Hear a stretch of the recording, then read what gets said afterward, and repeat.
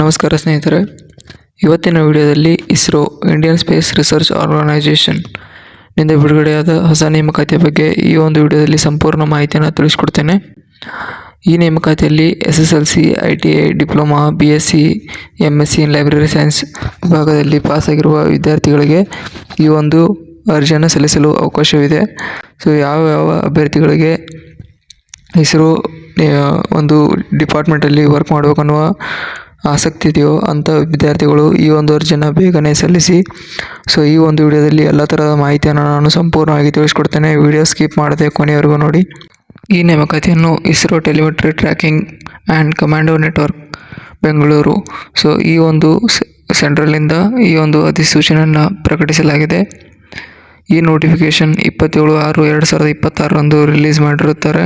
ಭಾರತದಲ್ಲಿ ಯಾವುದೇ ಒಂದು ರಾಜ್ಯದಲ್ಲಿ ಕೂಡ ಈ ಒಂದು ಪೋಸ್ಟಿಂಗ್ನ ನಿಮಗೆ ನೀಡುವ ಸಾಧ್ಯತೆ ಇರುತ್ತದೆ.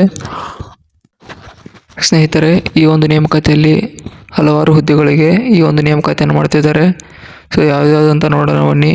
Technician B, technical assistant, scientific assistant, draughtsman B, library assistant A, cook A. So ಈ ತರಹದ ಹಲವಾರು ಹುದ್ದೆಗಳಿಗೆ ಈ ಒಂದು ಅರ್ಜಿಯನ್ನು ಕರೆದಿದ್ದಾರೆ.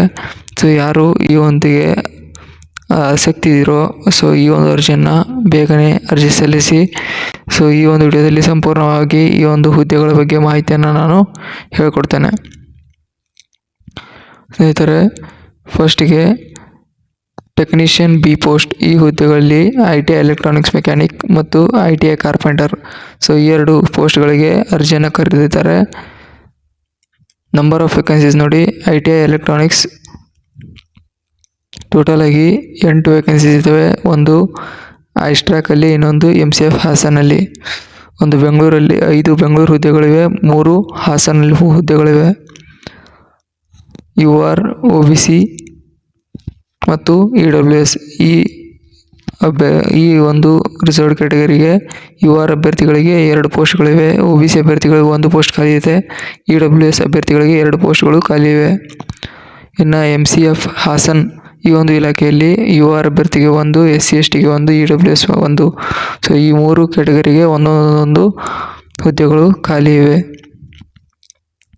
ಮುಂದೆ ಅವರು ಒಂದು ಮಿನಿಮಮ್ ಕ್ವಾಲಿಫಿಕೇಷನ್ ಮತ್ತು ಎಕ್ಸ್ಪೀರಿಯನ್ಸ್ ಕೇಳಿದ್ದಾರೆ ಈ ಒಂದು ITI ಎಲೆಕ್ಟ್ರಾನಿಕ್ಸ್ ಮೆಕ್ಯಾನಿಕ್ಗೆ. ಕ್ವಾಲಿಫಿಕೇಷನ್ ಒಂದು ಮಿನಿಮಮ್ SSLC ಪಾಸ್ ಆಗಿರಬೇಕು, ಪ್ಲಸ್ ITI ಇಂದ electronics in mechanics or technician, power electronic systems or mechanic consumer electronics appliances or mechanic industries electronics trade from NCVT. ಈ ಒಂದು ITI trade certificate ಹೊಂದಿದ್ರೆ ಮಾತ್ರ ನೀವು SSLC plus ITI trade certificate ಹೊಂದಿದ್ರೆ ಈ ಒಂದು ITI electronics mechanic ಪೋಸ್ಟ್ಗೆ ನೀವು ಅರ್ಹರಿರ್ತೀರ. ಈ ಒಂದು ಪೋಸ್ಟ್ಗೆ ಮೋಡ್ ಆಫ್ ಸೆಲೆಕ್ಷನ್ ಹೆಂಗಿರುತ್ತೆ ಅಂದರೆ, ಒಂದು ರಿಟರ್ನ್ ಎಕ್ಸಾಮ್ ನಡೆಸ್ತಾರೆ. ಇದರಲ್ಲಿ ರಿಟರ್ನ್ ಟೆಸ್ಟ್ ಇರುತ್ತೆ, ಕಂಪ್ಯೂಟರ್ ಬೇಸ್ ಟೆಸ್ಟ್ ಇರುತ್ತೆ ಮತ್ತು ಸ್ಕಿಲ್ ಟೆಸ್ಟ್ ಇರುತ್ತೆ. ರಿಟರ್ನ್ ಟೆಸ್ಟ್ ಅಥವಾ ಕಂಪ್ಯೂಟರ್ ಟೆಸ್ಟ್ ಮುಗಿಸಿ ಒಂದು ಸ್ಕಿಲ್ ಟೆಸ್ಟ್ ಮೇಲೆ ನಿಮ್ಮನ್ನು ಸೆಲೆಕ್ಟ್ ಮಾಡ್ತಾರೆ. ಕ್ವಾಲಿಫಿಕೇಷನ್ SSLC ಮತ್ತು ITI ಆಗಿರಬೇಕು. ಮುಂದೆ ITI ಕಾರ್ಪೆಂಟರ್ ಹುದ್ದೆ ಬಗ್ಗೆ ನೋಡಿ. ITI ಕಾರ್ಪೆಂಟರ್ ಹುದ್ದೆಗೆ 1 ಪೋಸ್ಟ್ ಖಾಲಿ ಇದೆ, ಅದು OBC ಕ್ಯಾಟಗರಿ ಅಭ್ಯರ್ಥಿಗಳಿಗೆ. ಇದಕ್ಕೆ ಕ್ವಾಲಿಫಿಕೇಷನ್ ಒಂದು SSLC ಪ್ಲಸ್ ITI, ಎರಡೂ ಆಗಿರಬೇಕು, SSLC ಪ್ಲಸ್ ITI ಇನ್ ಕಾರ್ಪೆಂಟರ್. ಈ ಟ್ರೇಡಲ್ಲಿ ನಿಮ್ಮ ಒಂದು ITI ಸರ್ಟಿಫಿಕೇಟ್ ಇದ್ದರೆ ಪ್ಲಸ್ SSLC ಪಾಸ್ ಆಗಿದ್ದರೆ ನೀವು ITI ಕಾರ್ಪೆಂಟರ್ ಹುದ್ದೆಗೆ ಅರ್ಜಿಯನ್ನು ಸಲ್ಲಿಸ್ಬೋದು. ಮುಂದೆ ಡ್ರಾಫ್ಟ್ಸ್ಮನ್ B ಈ ಹುದ್ದೆಗೆ ಏನೇನು ರಿಕ್ವೈರ್ಮೆಂಟ್ ಇದೆ ಅಂತ ನೋಡೋಣ ಬನ್ನಿ. ಡ್ರಾಫ್ಟ್ಸ್ಮನ್ ಈ ಹುದ್ದೆಗೆ OBC ಮತ್ತು PWD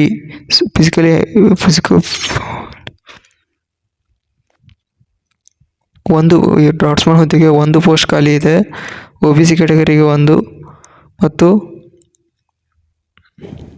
PWD OH ಈ ಒಂದು ಅಭ್ಯರ್ಥಿಗಳಿಗೆ ಬ್ಯಾಕ್ಲಾಗ್ ವೇಕೆನ್ಸಿ ಖಾಲಿ ಇರುತ್ತದೆ. ಈ ಹುದ್ದೆಗೆ ಕ್ವಾಲಿಫಿಕೇಷನ್ ಒಂದು SSLC plus ITI minimum qualification ಇದ್ದರೆ ಈ ಒಂದು ಹುದ್ದೆಗೆ ನೀವು ಅರ್ಜಿಯನ್ನು ಸಲ್ಲಿಸ್ಬೋದು. ಮತ್ತು ಇನ್ನೊಂದು ಪೋಸ್ಟ್ ಡ್ರಾಫ್ಟ್ಸ್ಮನ್ ಮೆಕ್ಯಾನಿಕಲ್. ಡ್ರಾಫ್ಟ್ಸ್ಮನ್ನಲ್ಲಿ 2 ಪೋಸ್ಟ್ಗಳಿವೆ, ಒಂದು ಸಿವಿಲ್ ಪೋಸ್ಟ್, ಇನ್ನೊಂದು ಡ್ರಾಫ್ಟ್ಸ್ಮನ್ ಮೆಕ್ಯಾನಿಕಲ್. ಡ್ರಾಫ್ಟ್ಸ್ಮನ್ ಮೆಕ್ಯಾನಿಕಲಲ್ಲಿ 1 ಪೋಸ್ಟು, ಡ್ರಾಫ್ಟ್ಸ್ಮನ್ ಸಿವಿಲಲ್ಲಿ 1 ಪೋಸ್ಟ್, ಟೋಟಲ್ 2 ಪೋಸ್ಟ್ಗಳಿವೆ. ಡ್ರಾಟ್ಸ್ಮನ್ ಬಿ ಹುದ್ದೆಗೆ. ಸೊ ಡ್ರಾಟ್ಸ್ಮನ್ ಮೆಕ್ಯಾನಿಕಲ್ ಹುದ್ದೆಗೆ OBC ಕ್ಯಾಟಗರಿದವರು ಒಂದು ವೇಕೆನ್ಸಿ ಖಾಲಿ ಇದೆ. ಸೊ ಅದಕ್ಕೂ ಕೂಡ SSLC plus ITI in mechanical trade ಅಲ್ಲಿ ಸರ್ಟಿಫಿಕೇಟ್ ಹೊಂದಿದರೆ ಮಾತ್ರ ಈ ಒಂದು ಅರ್ಜಿಗೆ ನೀವು ಅರ್ಜಿಯನ್ನು ಸಲ್ಲಿಸಬಹುದು.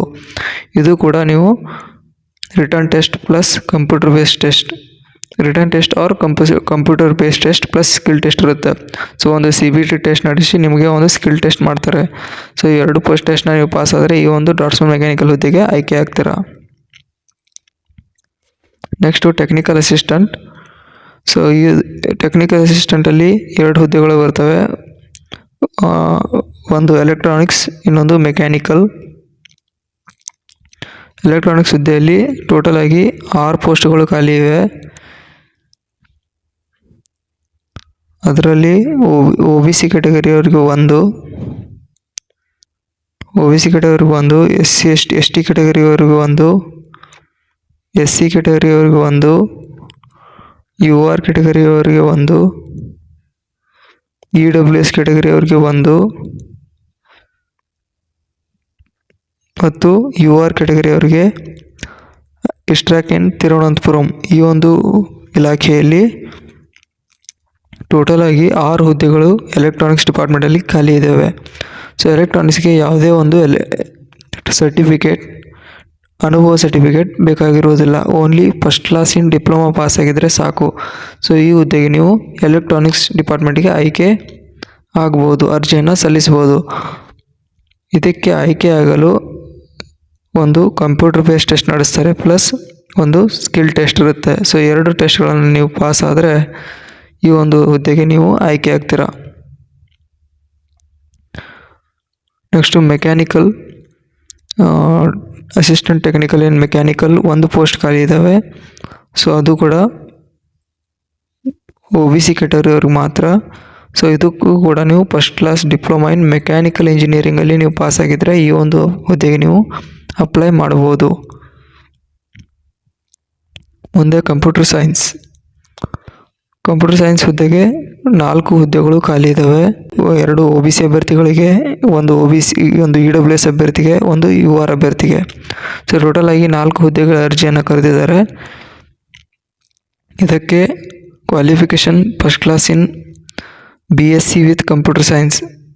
ಸೊ ಈ ಒಂದು ಕ್ವಾಲಿಫಿಕೇಷನ್ ನೀವು ಹೊಂದಿದರೆ ಈ ಒಂದು ಅರ್ಜಿಯನ್ನು ನೀವು ಸಲ್ಲಿಸ್ಬೋದು. ಇನ್ನೊಂದು ಪೋಸ್ಟ್ ಖಾಲಿ ಇದೆ ಮ್ಯಾಥಮೆಟಿಕ್ಸ್ ಅಂತ. BSc ಇನ್ ಮ್ಯಾಥಮೆಟಿಕ್ಸ್ ಒಂದು ಪೋಸ್ಟ್ ಖಾಲಿ ಇದ್ದಾವೆ. ಯಾರು BSc ಇನ್ ಮ್ಯಾಥಮೆಟಿಕ್ಸ್ ಫಸ್ಟ್ ಕ್ಲಾಸಲ್ಲಿ ಪಾಸ್ ಆಗಿರ್ತಾರೋ ಅಂಥ ವಿದ್ಯಾರ್ಥಿಗಳು ಈ ಒಂದು ಅರ್ಜಿಯನ್ನು ಸಲ್ಲಿಸ್ಬೋದು. ಇದಕ್ಕೂ ಕೂಡ UR ಅಭ್ಯರ್ಥಿಗೆ ಒಂದು ಪೋಸ್ಟ್ ಖಾಲಿ ಇದ್ದಾವೆ. ಯಾರು ಜನರಲ್ ಅಭ್ಯರ್ಥಿಗಳಿದ್ದೀರಾ ಒಂದು ಪೋಸ್ಟ್ ಖಾಲಿ ಇರುತ್ತೆ, ಈ ಒಂದು ಅರ್ಜಿಯನ್ನು ಸಲ್ಲಿಸಲು. ಸೊ ಇದಕ್ಕೂ ಕೂಡ written test or computer based test ಇರುತ್ತೆ, ಒಂದು ಸ್ಕಿಲ್ ಟೆಸ್ಟ್ ಇರುತ್ತೆ. ಈ 2 ಟೆಸ್ಟ್ಗಳು ಪಾಸ್ ಆದರೆ ನೀವು ಈ ಒಂದು ಅರ್ಜಿಯನ್ನು ಸಲ್ಲಿಸಿ ಮತ್ತು ಆಯ್ಕೆ ಆಗ್ಬೋದು. ಸೊ ಲಾಸ್ಟ್ ಪೋಸ್ಟ್ ಒಂದು ಲೈಬ್ರರಿ ಅಸಿಸ್ಟೆಂಟ್. ಲೈಬ್ರರಿ ಅಸಿಸ್ಟೆಂಟಲ್ಲಿ 3 ಪೋಸ್ಟ್ಗಳು ಖಾಲಿ ಇದ್ದಾವೆ. ಒಂದು ಲೈಬ್ರರಿ ಅಸಿಸ್ಟೆಂಟ್ಗೆ, ಇನ್ನೊಂದು ಕುಕ್ಕೆ. ಸೊ ಲೈಬ್ರರಿ ಅಸಿಸ್ಟೆಂಟ್ಗೆ ಒಂದು ಪೋಸ್ಟ್ನ ಕರೆದಿದ್ದಾರೆ, ಅದು ಕೂಡ OBC ಅಭ್ಯರ್ಥಿಗೆ. ಸೊ ಈ ಒಂದು ಹುದ್ದೆಗೆ ನೀವು ಅರ್ಜಿ ಸಲ್ಲಿಸಲು ನೀವು graduate in first class with master degree in library science and information science or equivalent from recognized university. So ನೀವು graduate in first class or master degree in library ಸೈನ್ಸಲ್ಲಿ ಪಾಸ್ ಆಗಿದ್ದರೆ ಅವ್ರ ಇನ್ಫಾರ್ಮೇಷನ್ ಸೈನ್ಸಲ್ಲಿ ನೀವು ಪಾಸ್ ಆಗಿದ್ದರೆ ಈ ಒಂದು ಅರ್ಜಿಯನ್ನು ಸಲ್ಲಿಸ್ಬೋದು. ಇದಕ್ಕೂ ಕೂಡ ಒಂದು written test or computer based test and skill test ಇರುತ್ತದೆ. ನೆಕ್ಸ್ಟು ಕುಕ್ಕೆ. ಸೊ ಈ ಒಂದು ಅರ್ಜಿಗೆ ನೀವು, ಈ ಒಂದು ಪೋಸ್ಟ್ಗೆ ನೀವು ಅರ್ಜಿ ಸಲ್ಲಿಸಲು ನಿಮ್ಮ ವಿದ್ಯಾರ್ಥಿ SSLC ಪಾಸ್ ಆಗಿರಬೇಕು ಪ್ಲಸ್ 5 years ಎಕ್ಸ್ಪೀರಿಯನ್ಸ್ ಇನ್ ಕುಕ್ಕಲ್ಲಿ ಇರಬೇಕು and experience candidate from individual will not be accepted.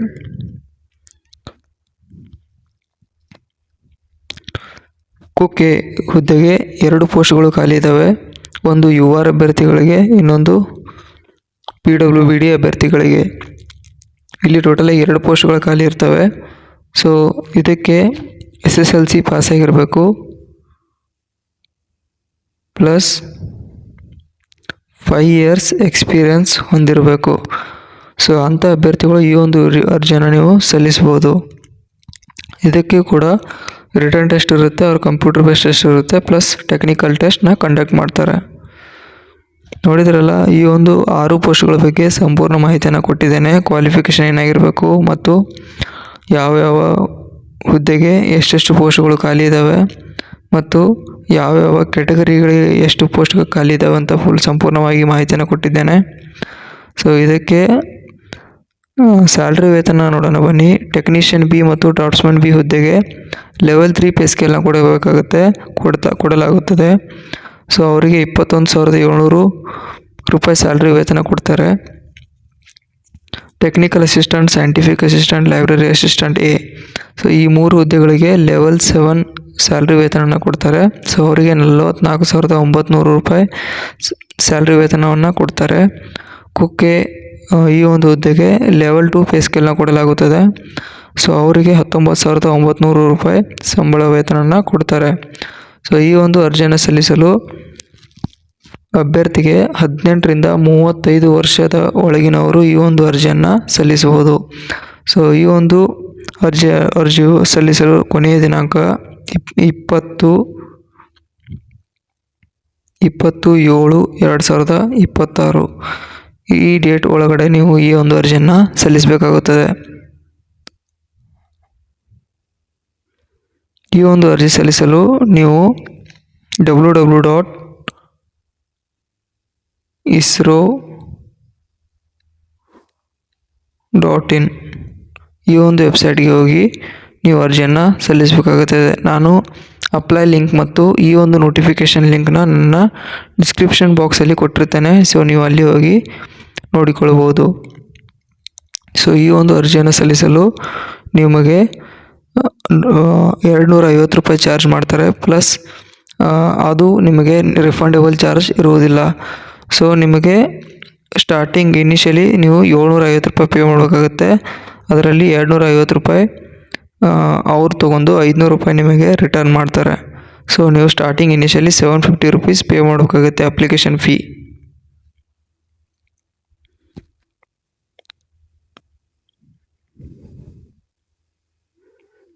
So ಇಲ್ಲಿ ಕೊಟ್ಟಿದ್ದಾರೆ ಪೇಮೆಂಟ್ ಆಫ್ ಅಪ್ಲಿಕೇಶನ್ ಫೀ ಬಂದು application fee 250 rupees for technical assistant on scientific assistant. However, initially all candidates have to uniformly pay 750 rupees as per application as processing fee. The processing fee will be refunded once. So ಅವ್ರು ಕೊಟ್ಟಿದ್ದಾರೆ 250 ರೂಪಾಯಿ ನಾನ್ refundable fee ಆಗಿರುತ್ತೆ. So 750 ರೂಪಾಯಿ ನೀವು initially pay ಮಾಡೋಕ್ಕಾಗುತ್ತೆ. ಅದು ನೀವು once exam attend ಆದಮೇಲೆ ನಿಮಗೆ 750 ರೂಪೀಸ್ ರಿಫಂಡಬಲ್ ಫೀ ಆಗಿ ರಿಟರ್ನ್ ಬರುತ್ತದೆ. ಇದು ಟೆಕ್ನಿಕಲ್ ಅಸಿಸ್ಟೆಂಟ್ ಮತ್ತು ಸೈಂಟಿಫಿಕ್ ಅಸಿಸ್ಟೆಂಟ್ ಹುದ್ದೆಗಳಿಗೆ. ಮುಂದೆ non refundable fee for 100 rupees for technician B, draftsman B or cook. Initially all candidates have to pay 500 rupees as processing fee. The processing fee will be refunded only to candidates who appear in the CBT. So technician B, draughtsman B and cook ಈ ವಿದ್ಯಾರ್ಥಿಗಳಿಗೆ 100 ರೂಪಾಯಿ application fee ಇರುತ್ತದೆ. So ಇವರು initially 500 ರೂಪೀಸ್ನ pay ಮಾಡೋಕ್ಕಾಗುತ್ತೆ. So ಅವರಿಗೆ processing fee ಅಂತ consider ಮಾಡ್ತಾರೆ. ಅದನ್ನು ರಿಫಂಡೇಬಲ್ ಆಗಿ ನೀವು ಯಾವಾಗ CBT ಟೆಸ್ಟ್ ಅಟೆಂಡ್ ಆಗ್ತೀರಾ ಆವಾಗ 500 ರೂಪಾಯಿ ರಿಟರ್ನ್ ಮಾಡ್ತಾರೆ. ನೋಡಿದ್ರಲ್ಲ ಸ್ನೇಹಿತರೆ, ಈ ಒಂದು ಇಸ್ರೋ ನೇಮಕಾತಿ ಬಗ್ಗೆ ಸಂಪೂರ್ಣ ಮಾಹಿತಿಯನ್ನು ತಿಳಿಸ್ಕೊಟ್ಟಿದ್ದೇನೆ. ಯಾವ್ಯಾವ ಥರ ಈ ಒಂದು ಟೆಸ್ಟ್ನ ಕಂಡಕ್ಟ್ ಮಾಡ್ತಾರೆ ಮತ್ತು ಯಾವ್ಯಾವ ಹುದ್ದೆಗಳು ಖಾಲಿ ಇದ್ದಾವೆ ಮತ್ತು ಎಜುಕೇಷನ್ ಕ್ವಾಲಿಫಿಕೇಷನ್ ಏನು, ಯಾವ ಕೆಟಗರಿಗಳಿಗೆ ಎಷ್ಟು ಹುದ್ದೆಗಳು ಖಾಲಿ ಇದ್ದಾವೆ ಅಂತ ಸಂಪೂರ್ಣ ಮಾಹಿತಿಯನ್ನು ಈ ಒಂದು ನೋಟಿಫಿಕೇಷನಲ್ಲಿರುವ ಮಾಹಿತಿಯನ್ನು ನಿಮಗೆ ಸಂಪೂರ್ಣವಾಗಿ ತಿಳಿಸ್ಕೊಟ್ಟಿದ್ದೇನೆ.